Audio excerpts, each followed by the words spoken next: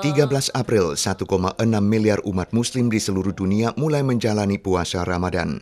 Berbeda dari tahun lalu di mana semua kegiatan agama dihentikan akibat pandemi, tahun ini upacara buka puasa di masjid dibuka bagi sebagian penganut, tapi semuanya harus memakai masker dan menjaga jarak sosial. Kita terus bertawadu, berdoa kepada Allah untuk segera COVID ini berakhir dan tahun-tahun berikutnya nanti kita bisa sholat berjamaah lagi di Istiqlal secara lebih menyeluruh gitu.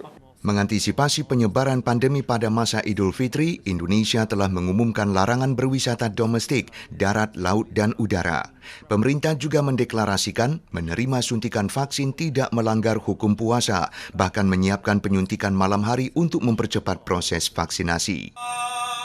Sementara itu, perihal penunaian ibadah haji, Arab Saudi telah mengumumkan hanya mengizinkan calon jemaah yang sudah menerima 2 kali suntikan vaksin, mendaftarkan info kesehatan pribadi dan meraih kode verifikasi untuk menunaikan ibadah haji di Makkah.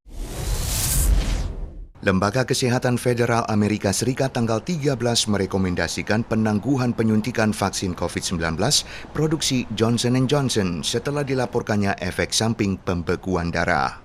Menurut FDA, mereka sedang memeriksa kondisi pembekuan darah yang terjadi pada 6 penerima vaksin. Semuanya wanita berusia di bawah 50 tahun yang menunjukkan simptom pada 6 hingga 13 hari setelah menerima suntikan.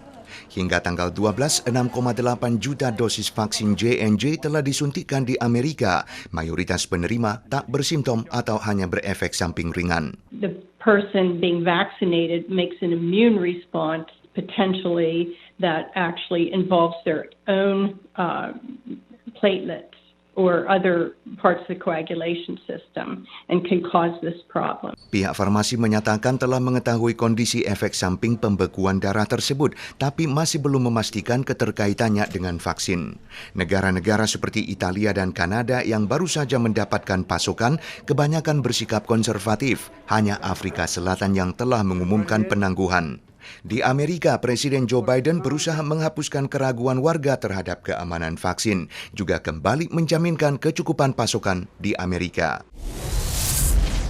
Restoran bento yang menyajikan makanan dengan lauk pauk bergizi dan beragam adalah pilihan ekonomis bagi mayoritas warga Taiwan. Tapi Yayasan Konsumen menemukan pelaksanaan protokol sanitasi di restoran-restoran bento ini tidak sampai 20%, termasuk pengenaan masker, pencatatan suhu, penyediaan alkohol, penutup sayur dan alat pemisah, dan yang paling serius, kondisi disentuhnya makanan oleh staf kasir. Pakar menerangkan makanan akan terkontaminasi bakteri Staphylococcus dan E. coli kalau tersentuh tangan yang pernah memegang uang tunai, menimbulkan gejala mual, diare, dan bahkan keracunan makanan. Restoran bento pada umumnya memiliki 4 pegawai. Kalau kondisi kasir menyentuh makanan bisa dielakkan, kebersihan pasti akan ditingkatkan. Pakar pun menyerukan penggunaan pembayaran elektronik atau setidaknya pegawai kasir harus mengenakan sarung tangan dan rajin cuci tangan. Yayasan Konsumen mengingatkan, konsumen juga bisa mengurangi risiko tertular dengan membawa alat makan sendiri, mengelak percakapan berlebihan, dan memperpendek waktu makan.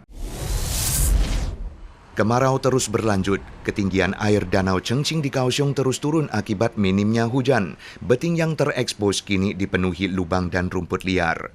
Menurut data WRA hingga tanggal 13 pukul 16, kapasitas waduk Shimen, Baoshan, dan Mingte di kawasan utara masing-masing tinggal 30,2, 7,6, dan 10,2%. Sedangkan waduk Liyutan dan Teci di kawasan tengah tidak sampai 10% dan waduk Chengwen di selatan hanya tinggal 11,6%. Dirjen CWB Chang Mingtian menerangkan, melalui analisis statistik distribusi curah hujan, diketahui bahwa kemarau yang telah berlangsung setengah tahun di Taiwan Tengah dan Selatan adalah konsekuensi dari kurangnya curah hujan musim semi. Maka sekarang harapan sepenuhnya diletakkan pada musim hujan plum. Menurutnya, berbagai perakiraan menunjukkan musim hujan plum akan tiba sekitar pertengahan Mei. Tapi oleh karena masih cukup jauh, kapan hujan pertama akan turun masih harus diamati lebih lanjut.